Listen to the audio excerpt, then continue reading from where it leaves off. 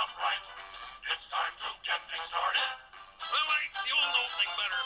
It's time to get things started on the most sensational, inspirational, celebrational, motivational. This is what we call a Muppet Show.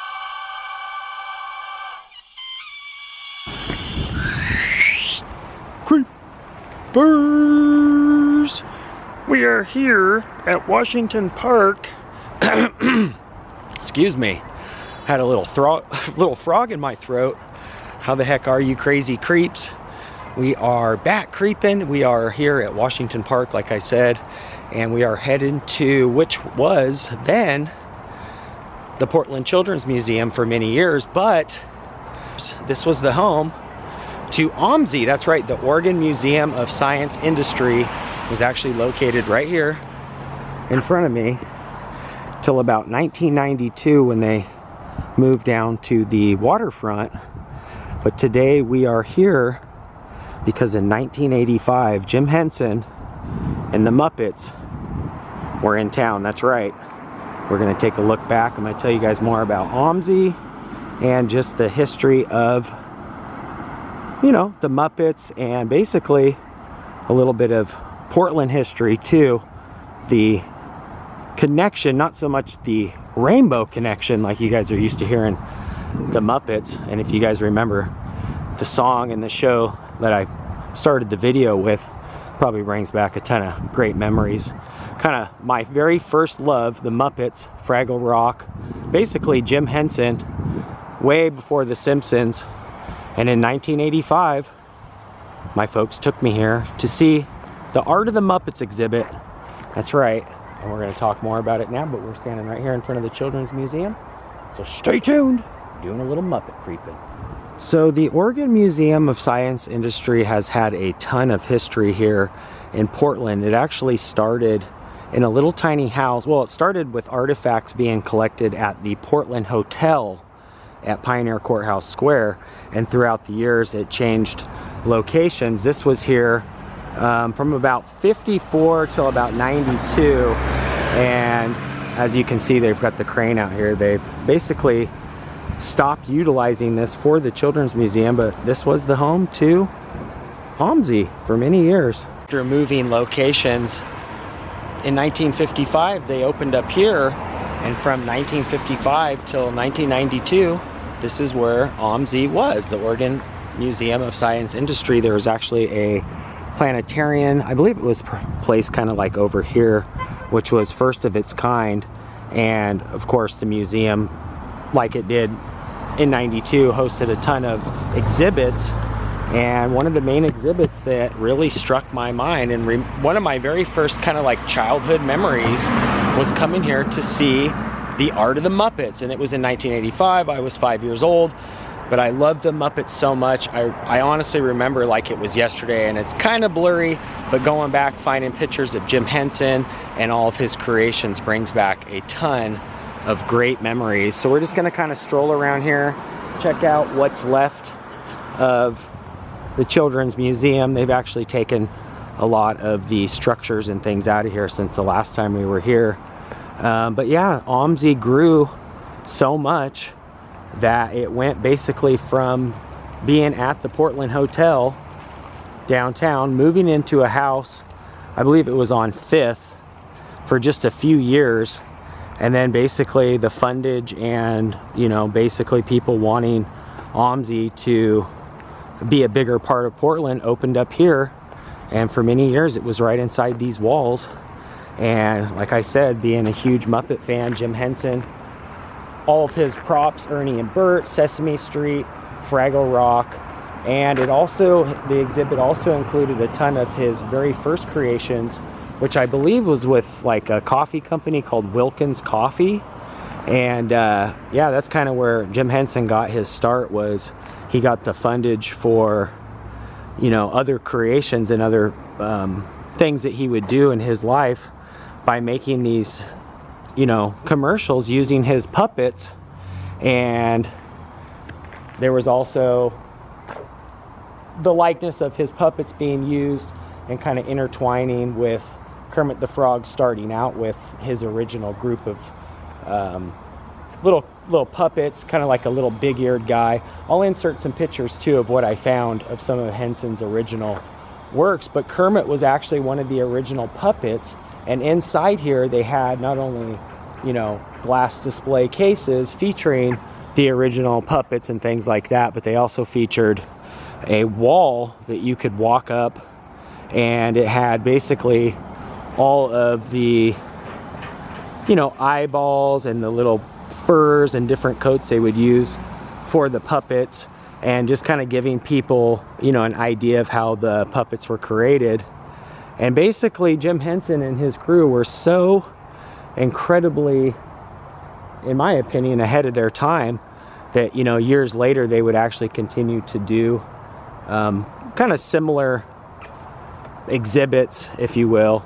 But this is kind of where it all started. They actually toured all over the world. I believe there was, like, you know, over 20 locations that they would display his work over the years. And what I thought was really cool is most of it was at like children's museums, and there's really not that many remnants of that day. I was able to find just like a few ticket stubs and also an OMSI button, a little tiny Kermit button. But I actually remember getting with my mom and dad, and my brother was like 1 at the time, and really there's not that many photos of this here, this location, but there are some pictures online, the black and white photos of kids and Jim Henson himself actually going up to the wall with the kids and showing them the different puppets, the little eyeballs that they use, the different furs, and just basically the makings of the puppets, the Muppets. So pretty darn cool that that all happened right here before me,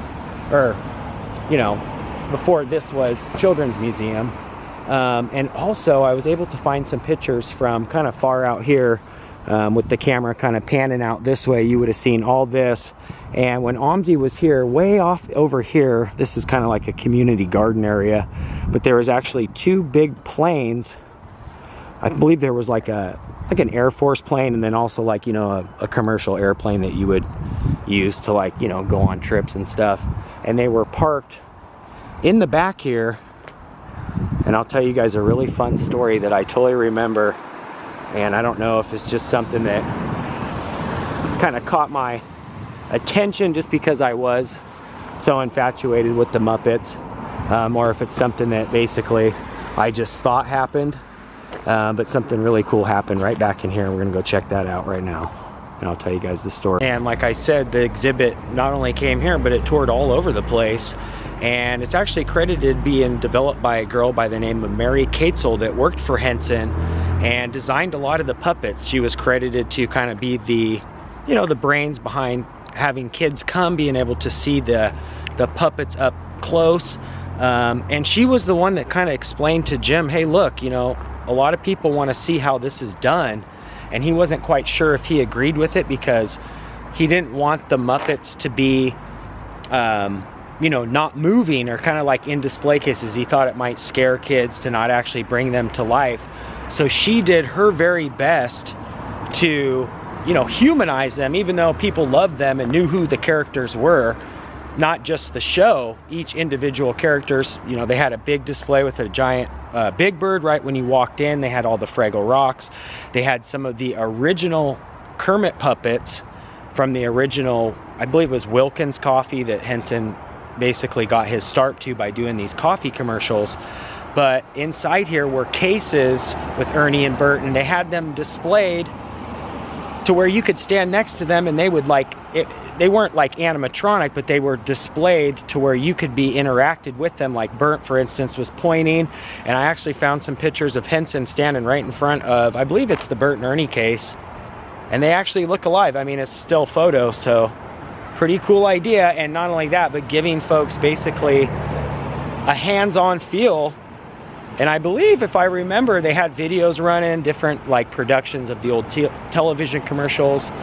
We're talking 1985. So, you know, really one of my very first childhood memories is coming here and seeing that exhibit. Now, what I wanted to tell you guys was there was 2 planes parked back here for years. There was, like I said, a big, you know, commercial jetliner, and then there was also a, like an industrial plane that you would take to travel, like, you know, on trips and whatnot.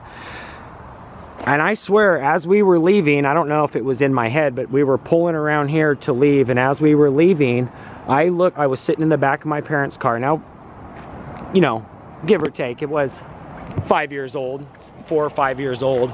So maybe it was in my own mind, but I swear, in the plane, as we were leaving, I saw Kermit and Miss Piggy like kind of walking down the sets of the stairs that you walk up to the plane. Now, I don't know if the Muppeteers placed those puppets there to kind of make them look like they were, you know, part of the display, if it was part of the display for the actual exhibit, or if maybe they utilized the plane being there to actually do some filming on for the show. If you guys have any information about that, please chime in, because for years in my mind, I will always see them, you know, actually moving. So I don't know if the Muppeteers actually filmed something up there while they were there, or if they just placed, you know, the puppets there. I keep saying puppets, but you know what I mean. The Muppets there to kind of make them look like they were here, like they flew in to come here for the exhibit. I'm not sure if you guys have any pictures of that, or you do have remembers. If you came here yourself, or you remember seeing that at other exhibits, please let me know.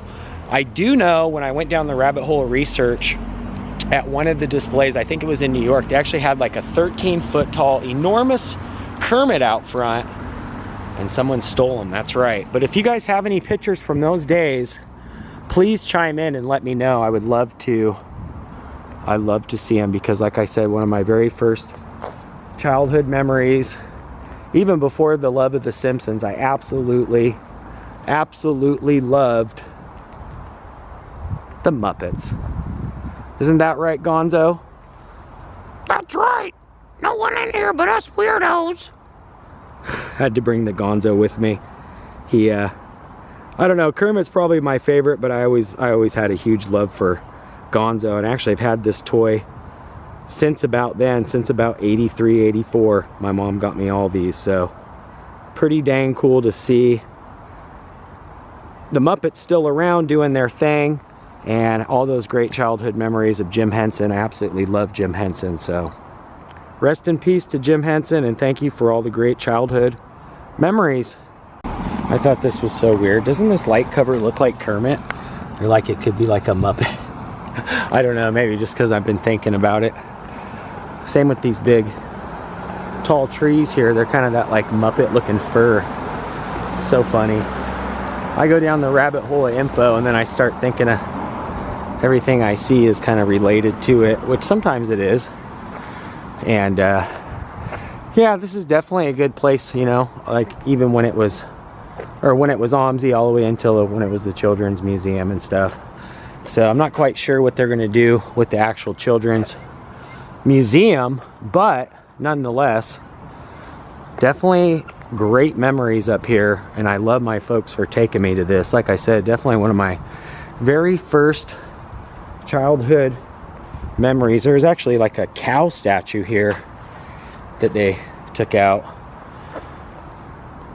Still the placard here though. Last time we were here, we did basically a vlog just on the Children's Museum. But yeah, not quite sure what this is gonna be.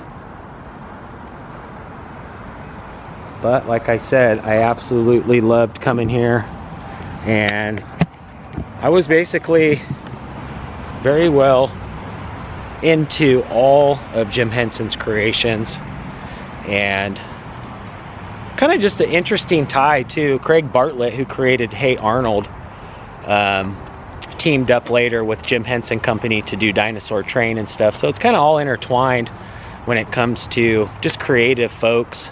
But Jim Henson was kind of my first, you know, love for creative people, and just Frank Oz, all the voices, you know, Gonzo, Yoda, all those ties, and just all the puppeteering, and it's evolved a lot. It's amazing to see with like the Muppet Mayhem, or that's the band, the Muppets thing at Universal, and how they have all the, you know, animatronics now. I think like Beaker and a couple other characters actually like cruise around the parks, and they have Gonzo like on a bike. And this was the very first display, if you guys remember the movie when they had Kermit and Miss Piggy on the bike. That blew me out of the water as a kid. I'm like, how in the heck did they do that? Well, they actually had the bike with Kermit and Piggy on display and showed like a little reel, and they actually showed how it was done. If you guys have never seen it, you want to check it out. You can probably find videos on YouTube or however. But that always intrigued me as a kid. And you know, as time has gone and technology's increased and things like that, they're able to do a lot more with the movement and the Muppets. But Jim Henson's creativity to make all that seem real with not that much to work with was really impressive. So love Jim Henson, love all his creations, Fraggle Rock, all that. It's just such childhood memories, and if you guys are like me, you love it too. So rest in peace, Jim. Definitely missed, and thanks for doing these exhibits. A lot of my favorite childhood memories were coming here and seeing it. So that's gonna do it from Washington Park. Jim Henson, the Muppets, Fraggle Rock. Chime in, let me know, what's your favorite Jim Henson creation? Do you remember coming to the exhibit? Did you come to this exhibit?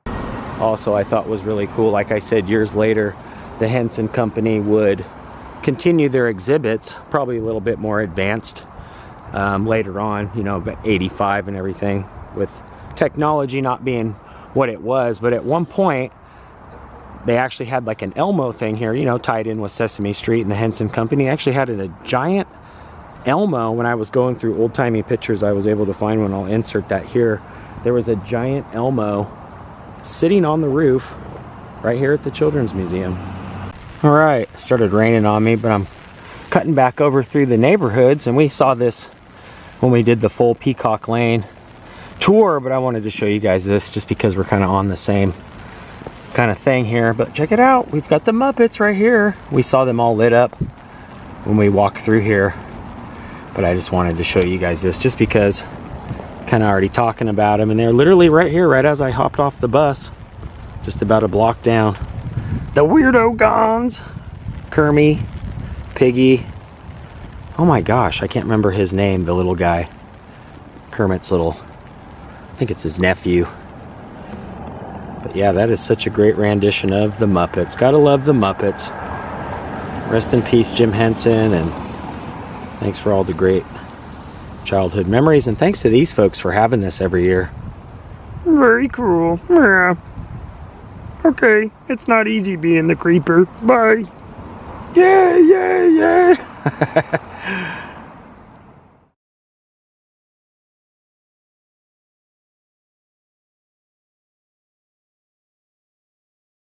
That's gonna do it for today. If you guys are new here, make sure you hit that red subscribe button. That'll dial you into being a creeper. You can also ring that bell down below. That way when I creep, you guys will be the first to creep. And if you did enjoy this particular episode, make sure you give it a thumbs up. I do appreciate you guys for always tuning in and creeping with. Till next time, creeper out for now.